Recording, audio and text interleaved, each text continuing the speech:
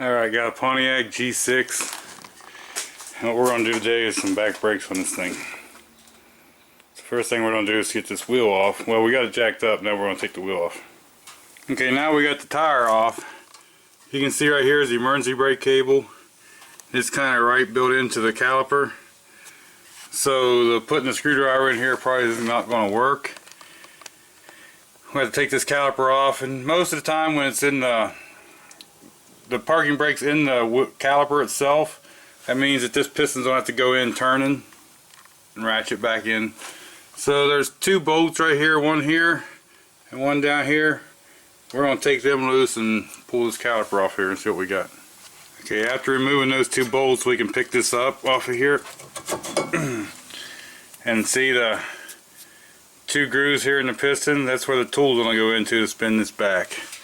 So we can set this right here for a second. The emergency brake cable on this one will kind of help hold it from pulling that cable. As you can see here, hopefully we can get to it. We definitely needed some pads. Okay, now I'm going to change the rotor also. So there's a bolt here and a bolt here, and that'll take this bracket right here off. So I've already got them loose.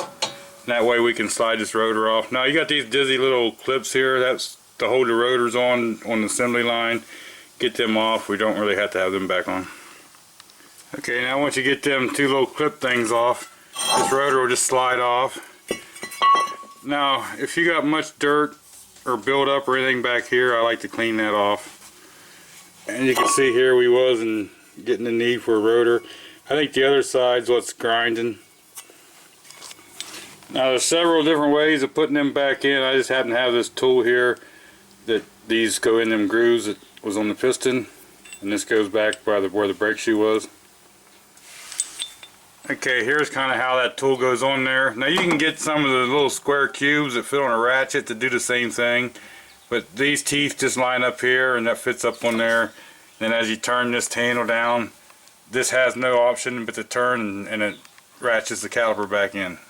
Okay, so here's kind of how it does it. You just kind of turn this thing in. As you can see here, it just turns that piston right down in. Like I say, most any of them you see that's got emergency brake attached right to the caliper itself is going to be a twist-in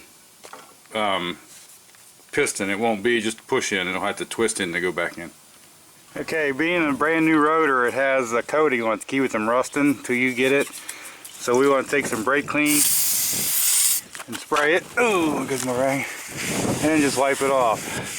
Because if you don't, and you get that Cosmoline or whatever they're spraying on there into the brake pads, it's just in there for life. So you want to make sure you don't get that into your brake pads. So we'll clean both sides of this rotor up and stick it on the car real quick. Okay, the brake pads I got come with these clips new, so I'm just going to pull these off and put the new ones on.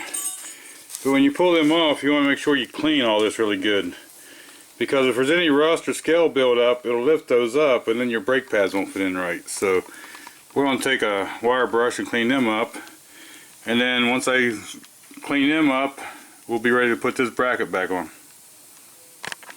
Alright, now put these pads in. I put the squealer at the top of this pad.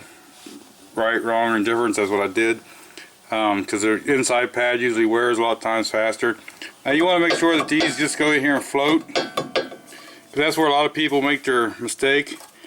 When you put these pads in, if this can't go in there and slide back and forth and float, then these will hang up. So these pads need to float, and they need to go in there really easy. If you got to tap on them, pound them, or if you can't move them side by side, then you need to do some adjusting to this top piece. Whether you got to grind on here or whatever, file or do whatever to make them clearance. But these pads cannot be tight in there. They got to slide. The other thing I should have mentioned, make sure these slides work freely. There's one on top and on the bottom. If there's any kind of resistance at all there, then you need to pull these apart and clean them. Now to put the caliper back on, you put it back on, but you got to make sure that these are in where the caliper is, and then the caliper will slide right on. You can put the 2 bolts in. Okay, now we got the rotor on here and we tighten these up. Now these bolts need to be good and snug, but don't try to break them off. The caliper is not really going nowhere. You gotta make sure that that caliper, I don't know if you can see this or if I'm moving, you want everything to float. Okay, that's the one important thing about brakes. Everything has to be floating, nothing can be tight, so don't force anything. If you're in a position you gotta force something to go back together, there's something wrong and you need to figure out what's making you have to force it and fix that before you put them on. Like I said, a good set of brakes will float.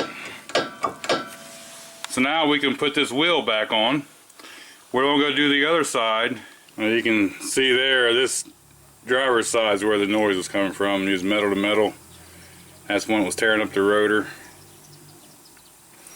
Now remember, when you do this, you just push these calipers back, so there is free play here. Before you put the car in drive and go anywhere, get in it, start it up, leave it in park, and pump the brakes a few times and build your pedal back up. And once you build your pedal back up, you can take it out on the road and do your braking procedure. Now that's what I'm going to do. I'm going to put this tire back on, I'm going to take this thing for a drive. And okay, even though we weren't into the brake fluid system, it's still a good idea just to go ahead and check that brake fluid when you're doing brakes. We test drove this car and it seemed to do fine, so we'll give her back now.